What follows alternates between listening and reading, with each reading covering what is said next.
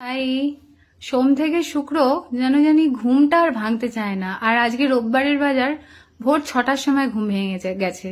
তারপরে কি করব, ঘুম আসছে না, তাই জন্য চলে গেলাম দুজনে মিলে বাজারে। বাজার সেরে একটু কচুরি কিনে নিলাম বাড়ির জন্য, কচুরি আর বোঁদে।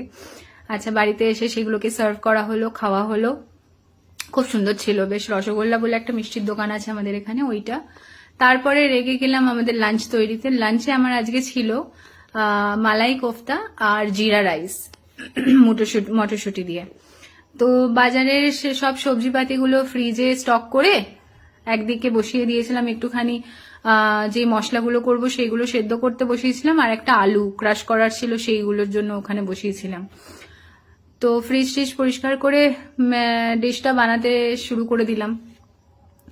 তার সাথে সাথে আমার আরো অনেক কথাই মনে হচ্ছিল, যে প্রত্যেক রবিবার করে যখন ছোট ছিলাম তখন মা ফ্রাইড রাইস হোক বা চিলি চিকেন হোক বা চিকেনের কোনো একটা আইটেম, বিভিন্ন রকমের ডিশ তৈরি করে খাওয়াতো। এখন যখন নিজে বড় হয়ে গেছি, আর আমি বিগত 8 মাস হয়ে গেল আমি একদমই ভেজ হয়ে গেছি, মানে কোনো রকমের ননভেজ আমি আর খাই না। এখনো আদা পেঁয়াজ রসুনটা, মানে পেঁয়াজ রসুনটা ছাড়তে পারিনি।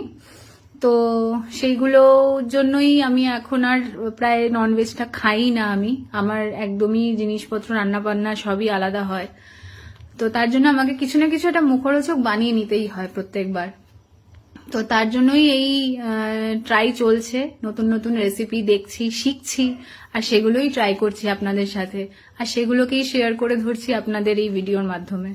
তো কেমন লাগছে এই ভিডিও, আর এই আজকে যে আমি রেসিপিটা বানিয়েছিলাম সেই রেসিপিটার ইনগ্রিডিয়েন্টস আর কি কি আমি বানিয়েছি, কিভাবে বানিয়েছি, সেই পুরো মেথডটা জানার জন্য আমাকে কমেন্ট করুন বা আমাকে মেসেজ করবেন, আমি বলে দেবো। বাট ইয়েস, রেসিপিটা দারুণ হয়েছিল, টেস্টি, খুব সুন্দর হয়েছিল খেতে। আর আর বাড়িতে এমনিতে মাংস হয়েছে। আপনাদের কি কি রান্না হয়েছে আজকে আমাকে জানাবেন। তারপরে যখন এটা স্পেশালি যখন মালাই কোফতাটা রেডি হয়েছে, আমি সবার প্রথমে টেস্টার হলো আমার দিদা। তো তারপরে স্নান টান সেরে একটুখানি ছাদে গিয়েছিলাম, ছাদে গিয়ে একটুখানি সময় কাটালাম। শীতের জামা কাপড়গুলো তো অবশ্যই মানে ফাঁক পেলেই, একটু রোদ পেলেই আমরা শুকোত দিই। তো সেই আর কি, সেই করতে করতে সেই একখানা স্কোপে আজকে সানডের দিন, তার উপরে ছাদে যাওয়াটা তো একটুখানি ম্যান্ডেটরি আমাদের বাঙালিদের বলতে পারেন, মানে যারা ছাদ প্রিয় বা যারা একটু ভাবুক তারা একটু ছাদ প্রিয় হয়।